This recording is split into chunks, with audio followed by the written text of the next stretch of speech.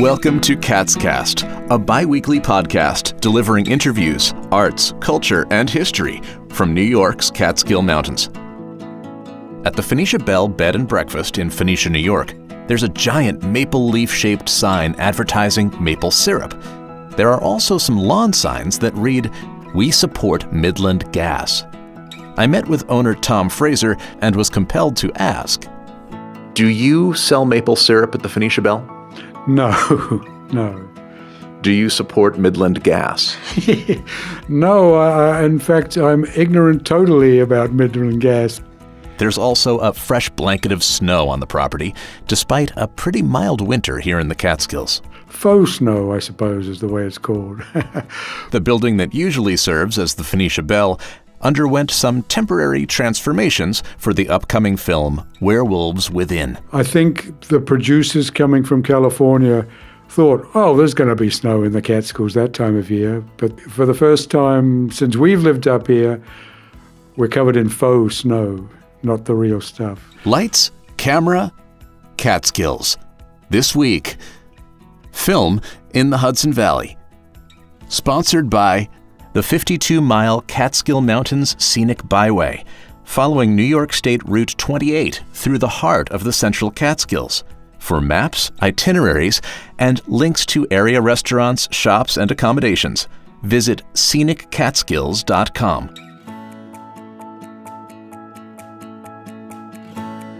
We have the bed and breakfast here on Main Street.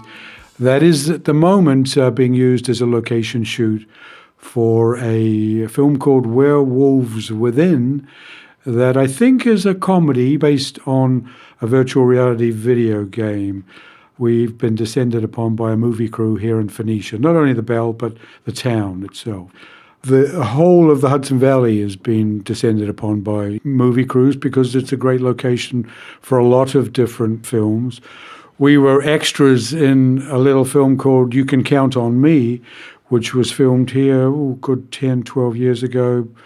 That, to my recollection, was the beginning of when films started to find locations up here. The Woodstock Film Festival, of course, and the whole Hudson Valley Film Commission has just blossomed since then. I'd love to talk about Werewolves Within because I've known Josh, the director, for about 14 years. He was born here and went to school at Onteora High School, where my kids went, and his mom was the principal. So we have a very long relationship. My name is Laurent Reyteau. I'm the director and founder of the Hudson Valley Film Commission. The Film Commission is basically an organization, a nonprofit organization that solicits, supports, and promotes local film, TV, and new media production in the Hudson Valley, the mid-Hudson Valley specifically. We work mostly in the counties of Ulster, Dutchess, Orange. We also work in Sullivan, Greene, Delaware, Columbia. So I've watched Josh go from making short films to 2 years ago he came back and starred in a movie where they needed a makeup artist, they needed a grip, they needed a few people, so we recommended a whole bunch of people. A year later, Josh came back and did a very low-budget movie called Scare Me, and we recommended again some people to fill some of the roles that he needed. That movie was a very low-budget movie. It was around $500,000, but it premiered at Sundance in 2020, so that was fantastic. The film ended up getting Josh a contract to do another film called Werewolves Within. So 1 year after he was doing Scare Me, he was back with a Tier 2 movie. Tier 2 means that it's above $6 million, so it went from $500,000 to that, produced by Ubisoft, the gaming company. It's based on one of their games. They ended up hiring a line producer out of the city, but he's worked very closely with us, and they've hired almost entirely locally in every capacity that they can. Josh is all about hiring locals. The entire grip and gaffer crew, for example, seems to be local. All the makeup crew, almost the entire construction crew. They just built a huge set at Woodstock Film Studios. So It's been the perfect example of how to grow the industry from within, all the resources that are at hand. And Josh understands that probably better than anyone we've worked with. Can you talk a little bit about the explosion of film in this region, statewide, region-wide? We've always had films in the region, but the industry's changed radically. So everything used to be 35 millimeter. We used to get some massive film productions like The Night Listener with Robin Williams, War of the Worlds with Tom Cruise. Those are really big productions, but things have changed over the years. Everything went digital at some point. The indie films became kind of our meat and potato productions. There was a point where everything kind of stopped, and it's because the tax credits just didn't exist, and we were competing with other states that were way ahead of New York in terms of giving film tax credits, and we were competing against Canada, and Canada has always been an issue in terms of offering more dollar for the buck. New York State knew that there was an issue in terms of upstate because costs are exponentially more expensive as soon as you leave the city, the film zone it's called, which is anything that's more than 25 miles from Columbus Circle. In order to encourage film productions to work outside of the film zone, they initiated a 10% additional tax credit. Unfortunately, when they first did it, they decided that the 10% would only go to counties north and west of Albany. In 2011, we started writing in our annual reports that there was not a level playing ground in terms of the Mid-Hudson Valley. The county executive and assembly members and the state senators actually passed legislation to resolve that. New York State had a 30% flat tax credit, and in November of 2016, an additional 10% tax credit went into effect. From that point on, we started getting more films. And how has that impacted the growth of film in this area in terms of numbers or what you've seen?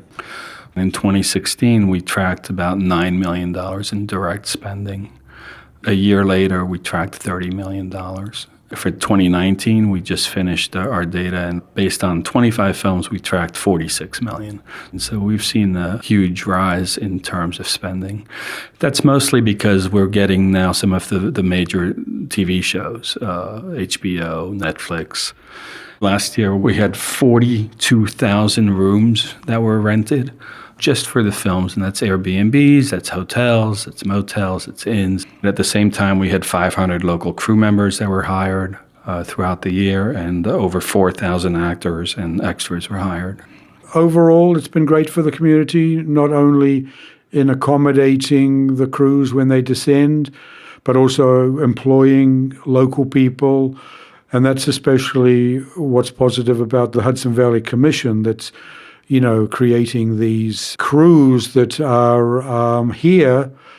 And every now and then we do get location scouts coming through and give us their card and think about the possibility of the Bell being used, or even just, the town as a location.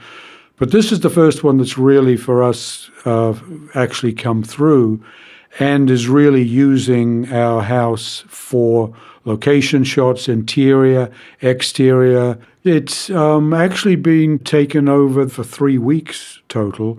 1 week preparation, 1 week shooting, and then 1 week tidying it back up again. Normally, this time of year is a busy season ski-wise, but it's not been a great ski season so far this year. So for us, it was great to have, the income from the shoot. Speaking for the community as a whole, with the other businesses involved, I think it's been, a really great experience for Phoenicia altogether. So tell me a little bit about what the Hudson Valley Film Commission does to foster relationships between the film companies and local crews and to provide whatever services that you're providing or resources. Typically, the Hudson Valley Film Commission receives anywhere from 7 to 10 phone calls or emails a week asking for help with some specific production, whether it's locations or crew or cast or vendors. Usually it's locations. People are looking for some location they have set in their mind, and we try to match it as quickly as possible. So we'll create a custom gallery. We have over 15,000 photos in our library. We're also always post on social media because we want to find exactly what people are looking for. Then we move on to promoting local crew and convincing people that if they hire a local crew, they're going to save money on lodging, and they're also going to benefit because local crew members, they know the area, they have connections, they know locations, they know the local police officers. They bring so much more than some producers might expect. Everyone should take into consideration that we have extremely well-trained professionals in the area. Those professionals are used to working in the city. They would rather work at home. We have a great pool of union workers and non-union workers, so we can satisfy anything that a production needs right here in the Hudson Valley. Our directory is absolutely available to anyone who wants to see it. So we have a lot of people who just go to the directory and contact people directly. Very often we don't even know that someone's been contacted because we try to make everything as available as possible. We try to make sure that we take all the bureaucracy out of it. When we provide, for example, locations, we always give the name of the owner. We're not a middleman. We're not interested in slowing down the process. We want to make the process as quick as possible. When we refer local crew, we want them to just contact them and hire them. The idea is to make it easy and accessible for all productions. So if I'm a local makeup artist or videographer or even someone who has a piece of property that would lend itself well to a film, what's the best way to make those services or locations available? We're very easy to contact. Our website is hudsonvalleyfilmcommission.org. Our email is filmcommission@me.com, filmcommission@me.com. On our website, people can fill out a form if they can offer some sort of crew position. If they're an actor, we have a place where they can fill out their actor information. In terms of locations, usually people will just contact us by email and we can explain to them how we prefer to receive the photos. We don't make any of that public. Those are all put into a library that we will keyword specifically to meet the parameters that a production might need, and then we will send it to specific location scouts that are looking for whatever specifics they mention. The Hudson Valley has always been a place where art has flourished and where people have embraced it, but they've also embraced labor. Woodstock is a perfect example where people would work at the glass factories. And then at night, since it was nice and warm in the glass factory, they would have concerts or they would have readings. That tradition is true throughout the Hudson Valley, where people embrace working really hard, picking fruits and then picking banjos. That tradition continues with film. It's not glamorous. A lot of people think, the film business, it's incredibly glamorous and red carpets. It's not that. It's waking up at 5 a.m, being on set at 6 a.m. and working 14, 16-hour days. But it all works together where the labor and the creativity work together and create this atmosphere that I think is embraced in this area more than probably any other area. And that's tradition. That's something that's been here for centuries. Certainly when you go back to 1895 and the Bird Cliff Colony, the utopian colonies, where people would make art or they would make furniture or they would teach dance.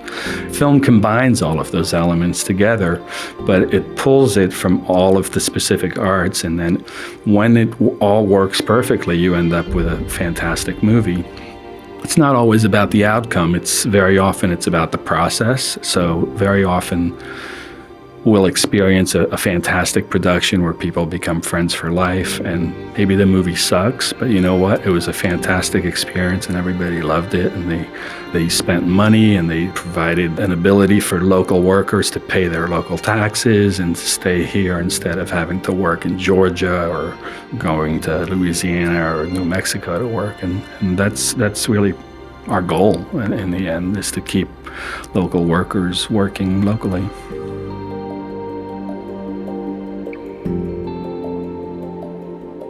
thanks to our sponsor, the Phoenicia Playhouse, located in Phoenicia, New York, an historic 150-seat theater that's home to community theater, film screenings, local community events, road productions, and corporate meetings. The Playhouse is located in the beautiful hamlet of Phoenicia, New York, convenient to Main Street shops, local eateries, and outdoor activities. More at PhoeniciaPlayhouse.com and on Facebook and Instagram. Don't forget to subscribe, and we'll post a new episode in 2 weeks. Until then, the Catskills offer plenty of opportunities for social distancing. We hope you can make some time to enjoy them. Stay healthy, everyone, and thanks for listening. This is Brett Barry.